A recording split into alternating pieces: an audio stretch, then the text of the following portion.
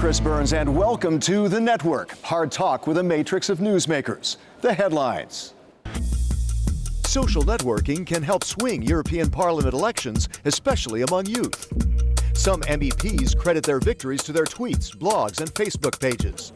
How could that virtual battleground translate into votes this time and fight a steadily falling turnout?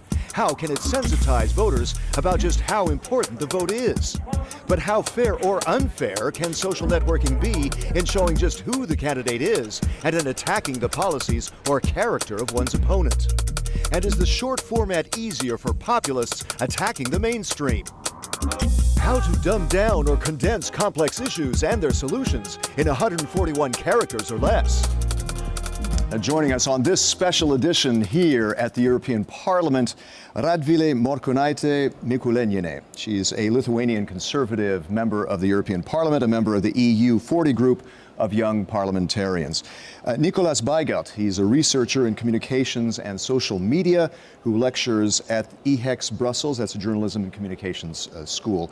And Andreas Müller-Leila, he's an EU political blogger. Your webpage is cosmopolito.org. Let's start with a question for all of you, starting with Radvilė.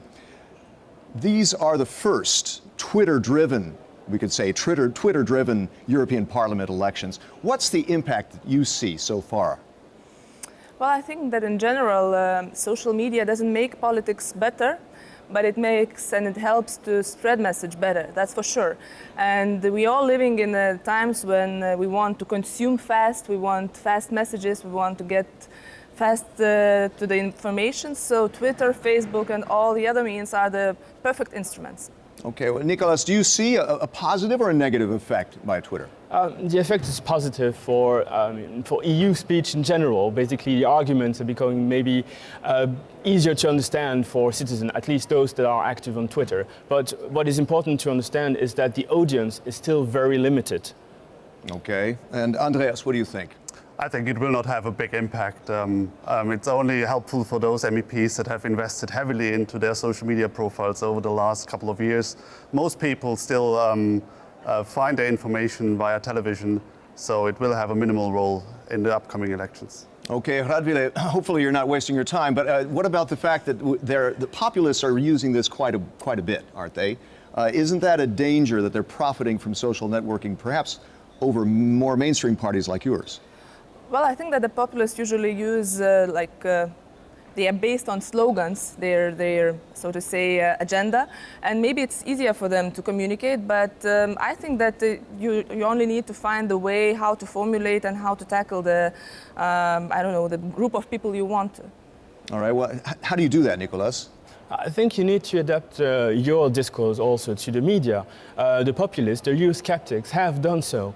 I mean, when you think about the slogan of Marine Le Pen in France, against Brussels, for France, it is really powerful, it is really aggressive, but everyone understands, even if it's tragic. So the EU needs to find a similar discourse, pro-European. Okay, well, Andreas, you've got a rather irreverent cosmopolito.org. What about the fact that condensing can be oversimplifying? There's some people who are saying more Europe, but that's backfiring on some people, isn't it? Oh yeah, because people are now critical towards these sort of slogans, and but social media as such is very bad in terms of finding a compromise or for moderating voices that actually want to sort of explain policies. So we actually need new forms of explaining more complex topics. Radvilė, how do you avoid that sort of danger of oversimplifying?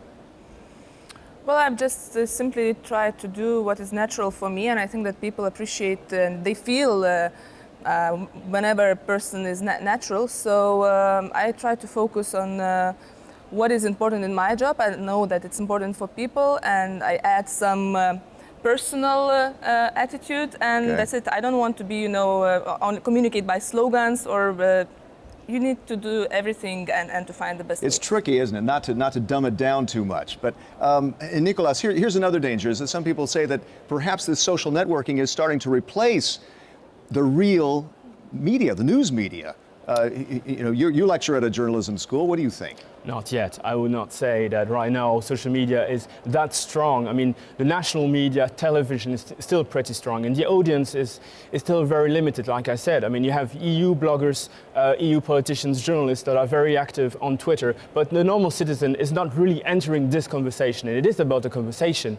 Okay. What about, Andreas, what about the fact that some people say that social networking is simply preaching to the converted? It's just an echo chamber for people who are already true believers. Isn't that the danger?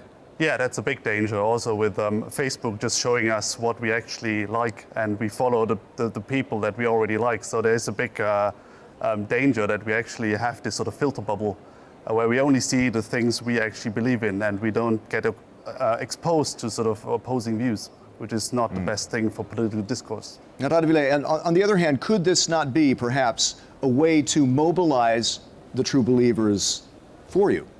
Well, we would like most probably that elections would take place on Facebook, but it's not yet. But I think that it's the most important that people would get information. They realize what kind of profile you have, and of course, it's impossible by Facebook to gather people together, but it's one of the ways to have direct communication. But does this really work as a get-out-the-vote tool?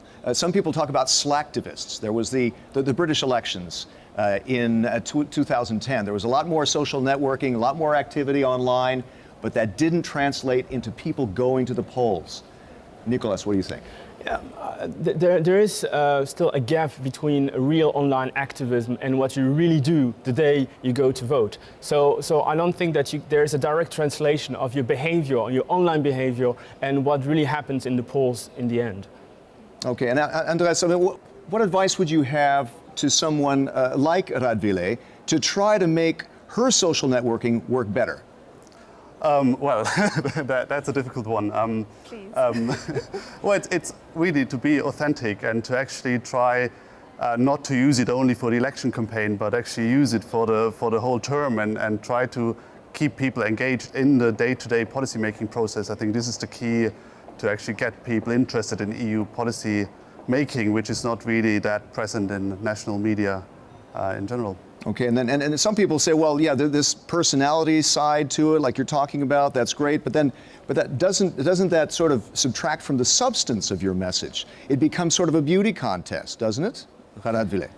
Well, I wouldn't agree. I think you feel the proportions, but I think that okay, politics is one thing, the essence, the agenda.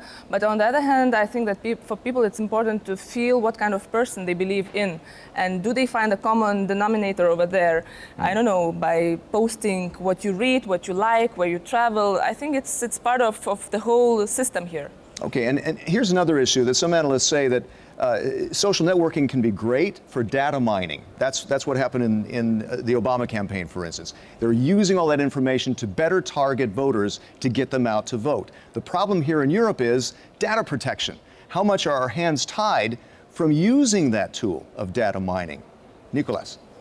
We are not yet into a strategic use of social media when it comes to EU elections.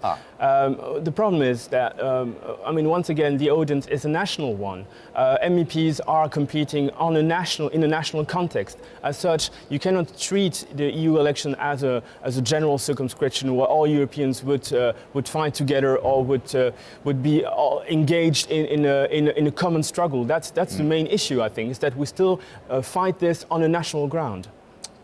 Andreas, what do you think about data mining?